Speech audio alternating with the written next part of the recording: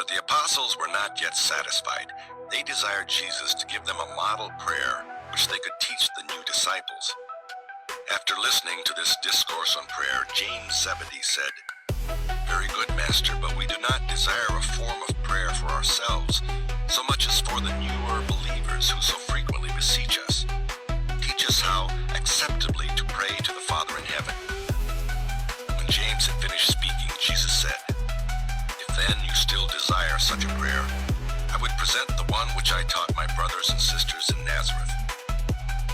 Our Father, who is in heaven, hallowed be your name.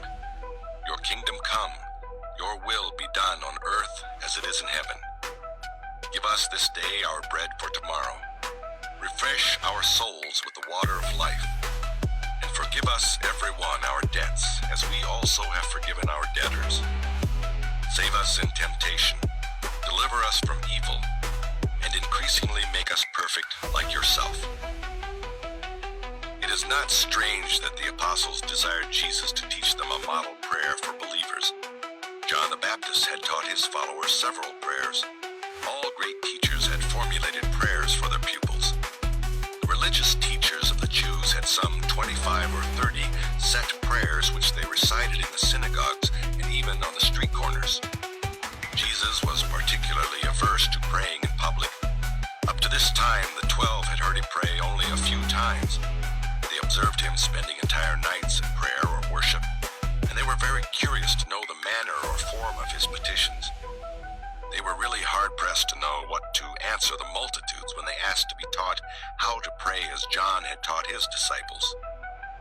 Jesus taught the 12 always to pray in secret, to go off by themselves amidst the quiet surroundings of nature, or to go in their rooms and shut the doors when they engaged in prayer. After Jesus' death and ascension to the Father, it became the practice of many believers to finish this so-called Lord's Prayer by the addition of, "In the name of the Lord Jesus Christ." Still later on, 2 lines were lost in copying, and there was added to this prayer an extra clause reading, "For yours is the kingdom and the power and the glory forevermore." Jesus gave the apostles the prayer in collective form as they had prayed it in the Nazareth home.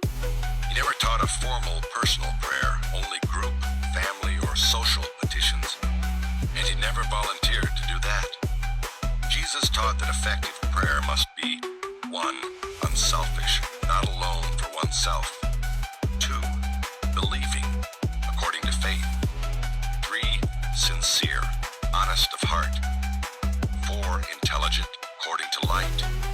5. Trustful, in submission to the Father's all-wise will. When Jesus spent whole nights on the mountain in prayer, it was mainly for his disciples, particularly for the 12. Master prayed very little for himself, although he engaged in much worship of the nature of understanding communion with his Paradise Father.